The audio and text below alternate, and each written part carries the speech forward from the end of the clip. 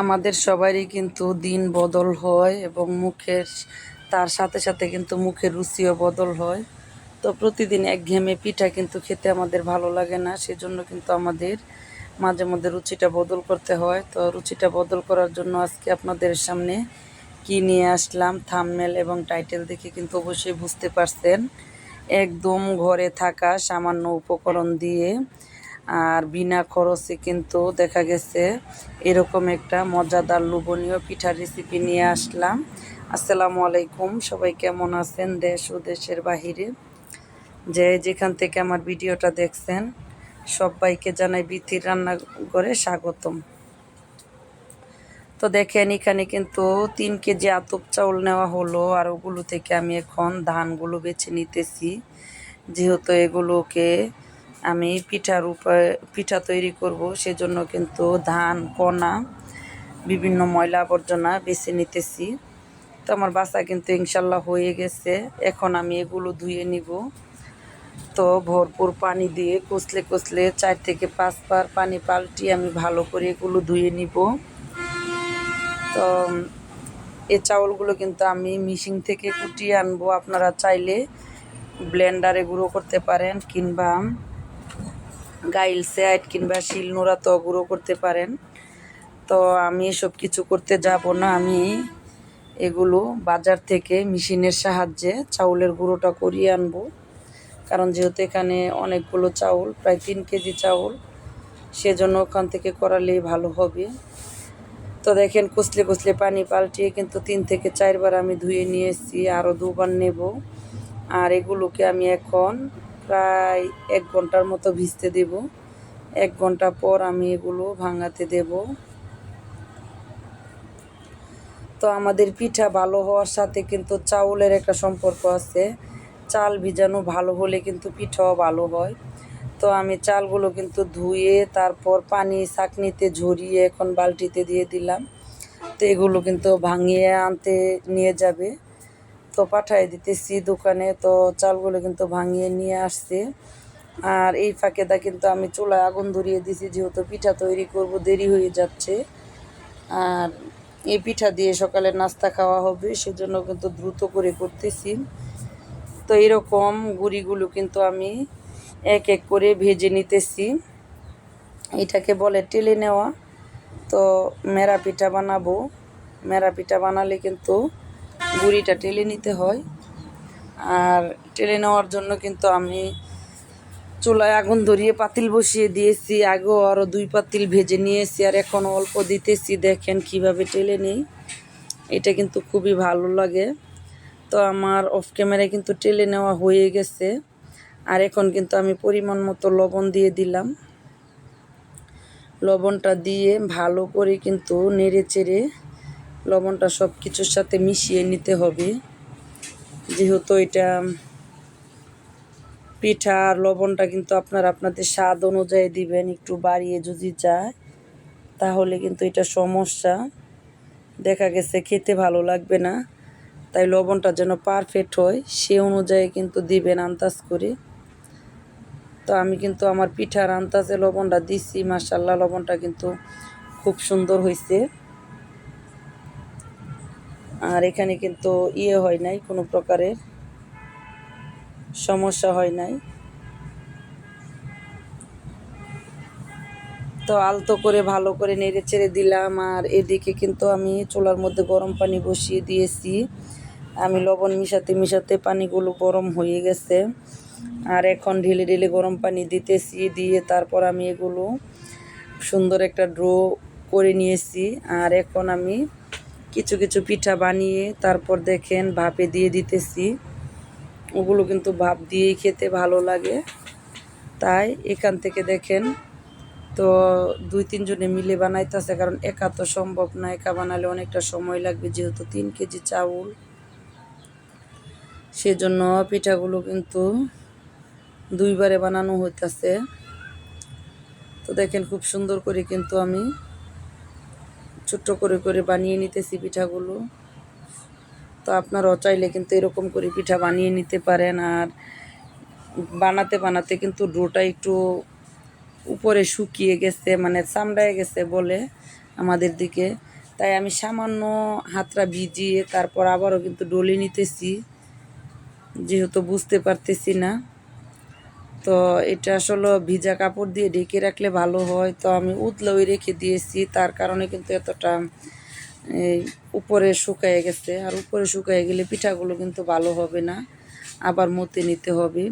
তো এই ফাঁকে অফ ক্যামেরা অনেকগুলো পিঠা বানিয়ে কিন্তু পাতিলে দিয়ে দিছি। আর এক একজনে এক এক ধরনের ডিজাইন করতেছে, এটাকে বলে নাকবুসা ডিজাইন, তিন কোণার চা। তো এটাও আপনারা দেখে নেন যে কোনটাকে কোন ডিজাইন বলা হইতাছে। ওরা এইসব নিয়ে অনেক দুষ্টুমি করতেছে, তো সবাই এই ডিজাইনটাই বেশি করতেছে, এটা একটু সহজ মনে হয়। তো আমি কিন্তু ভিডিও করতেছি আর সবাই দুষ্টুমি করতেছে, অনেক মজা হয়েছে পিঠাটা বানাইতে গিয়ে। আর পিঠাগুলো আমার চাচি শাশুড়ির বাড়িতে গিয়ে বানাইছি, যেহেতু এতগুলো পিঠা আমি একা পারবো না, তাই কিন্তু আমার তাদের সাহায্য নিতে হয়েছে। আর এই পিঠাগুলো খেতে কিন্তু ভীষণ স্বাদ।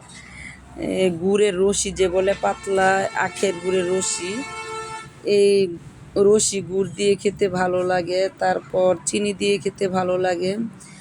আর বেশি ভালো লাগে শুটকির ভর্তা দিয়ে। আমাদের নরসিংদী জেলার মানুষেরা এই মেরা পিঠা শুটকির ভর্তা দিয়ে খায়, এটা অনেকটা ভালো লাগে। তো আমি আগের দিন যেদিন বানাইছি ওই দিন কিন্তু আমার খাবারের পরিবেশনটা দেখাইতে মনে ছিল না। আর পরের দিন কিন্তু আমি আবার পরে পিঠাটা গরম করে তারপর শুটকির ভর্তাটা খেয়ে দেখাইছি।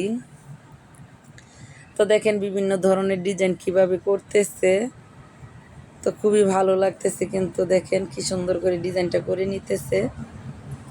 আর কে কে এরকম মেরা পিঠা খেতে ভালোবাসেন অবশ্যই কমেন্টে জানাবেন।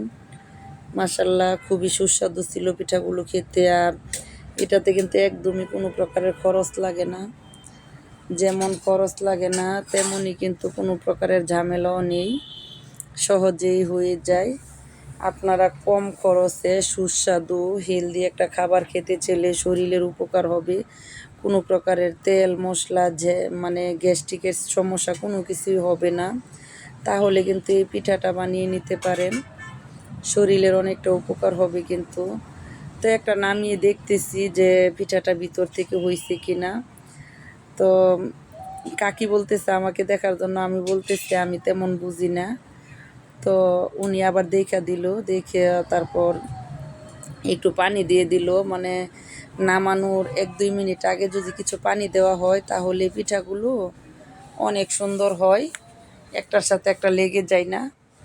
তো এই টিপসটা আপনারা চাইলে ফলো করতে পারেন। আর দেখেন পিঠাগুলো নামিয়ে নিচ্ছে, আমার কাছে তো ভীষণ ভালো লাগতেছে দেখে, অনেকটাই ভালো লাগছে আর খুবই সুস্বাদু ছিল খেতে। আর এই পিঠাগুলো আপনারা 1 সপ্তাহ পর্যন্ত সংরক্ষণ করে খেতে পারবেন, কোনো প্রকারের নষ্ট হবে না। আবার 1-2টা করে প্রতিদিন সকালবেলা ভেজে নিতে পারেন, তাতেও কোনো সমস্যা হবে না। তো আমার পিঠাগুলো কিন্তু 2বারে সিদ্ধ করা লাগছে, একবারে সিদ্ধ করা হয় নাই। তো দেখেন ওইখানে কিন্তু আবার ঠুলি বানানো হয়েছে, তারপর অন্য অন্য পিঠা বানানো হয়েছে, ডিজাইনগুলো কিন্তু আমার কাছে অনেকটা ভালো লাগছে। তো সব কিছু মিলিয়ে কিন্তু পিঠার ডিজাইনটা সুন্দর হয়েছে। তো এক পাতিল নামিয়ে এটা আবার দ্বিতীয় পাতিল দেওয়া হয়েছে, আমার পাতিলটা ছোট ছিল তাই কিন্তু আমি একসাথে পিঠাগুলো দিতে পারি নাই। আর এটাই আপনাদের মাঝে শেয়ার করতেছি যে 2বার দেওয়া হয়েছে, পরিশ্রমটা ডবল হয়েছে। তো বেশি সময় লাগে না, সর্বোচ্চ 30 মিনিট লাগে পিঠাগুলো ভাপ হতে। আর এরই মাঝে নিয়েও গেছি। তো কাকিমণি কিন্তু সবগুলো পিঠা বিছিয়ে দিয়ে তারপর কিন্তু আবারও ডেকে দেওয়া হয়েছে। আর এগুলো কিন্তু ভাপে ভাপে দেওয়া লাগে, একবারে দিলে কিন্তু হয় না, কিছু দিয়ে তারপর আবার ভাপ ওঠার পরে কিন্তু আবার বাকিগুলো দিব, এই যেগুলো এখানে রেখে দিলাম, কারণ একসাথে দেওয়া যাবে না, একসাথে দিলে পিঠা কিন্তু হবে না সেজন্য।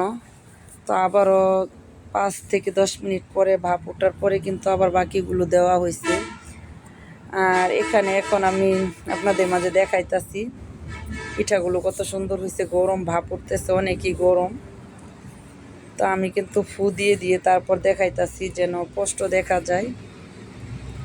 আর এখন খাবারের পরিবেশনটা দেখেন কতটা ভালো লাগছে। আমাদের দিকে কিন্তু এরকম শুটকির ভর্তা দিয়ে পিঠা খেতে সবাই পছন্দ করে, আমাদের নরসিংদী জেলার মানুষ।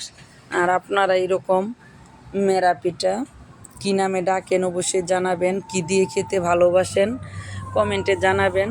আর আমার ভিডিওটা ভালো লাগলে যারা দেখে এই পর্যায়ে আসছেন অবশ্যই একটা লাইক দিয়ে দিবেন। আর আইডিটা কিন্তু সাবস্ক্রাইব করার অনুরোধ রইল, পাশে থাকা বেল আইকন অন করে দিবেন। আর এতে করে আমি যখনই নিত্য নতুন ভিডিও দিব আপনাদের মাঝে চলে আসবে। তো আজ কিন্তু বিদায় নেওয়ার পালা, কথা আর বাড়াতে চাচ্ছি না। পিঠাগুলো খেতে কিন্তু অনেকটা ভালো ছিল, আমরা শুটকির ভর্তা দিয়েই খেয়েছি। তো আপনারা কি দিয়ে খান এই পিঠা অবশ্যই জানাবেন। আর আপনাদের দিকে এই পিঠা বানায় কিনা সেটাও জানাবেন। আমাদের দিকে এটাকে মেরা পিঠা বলে, এটাই জানি চিনি। তো এখন কিন্তু বিদায় নেওয়ার পালা, আমি আর বেশি কথা বাড়াবো না, যেহেতু খাবারের পরিবেশন দেখানো শেষ। আর ভিডিও কি করব জানি না, ভিউজ তো একদমই নাই, ইউটিউব মামা তো আমাদের পছন্দই করে না। তারপরও আর কি সারি কষ্ট করে আইডিটাই পর্যায়ে নিয়ে আসছি। তো প্লিজ আপনারা অবশ্যই ভালোবেসে আমার ভিডিওটা ধাক্কা দিবেন না, একটু দেখে লাইক কমেন্ট করে যাবেন। আপনাদের সহযোগিতার জন্য সামনে এগিয়ে যেতে পারি। তো আল্লাহ হাফেজ, আসসালামু আলাইকুম ওয়া রাহমাতুল্লাহি ওয়া বারাকাতুহু।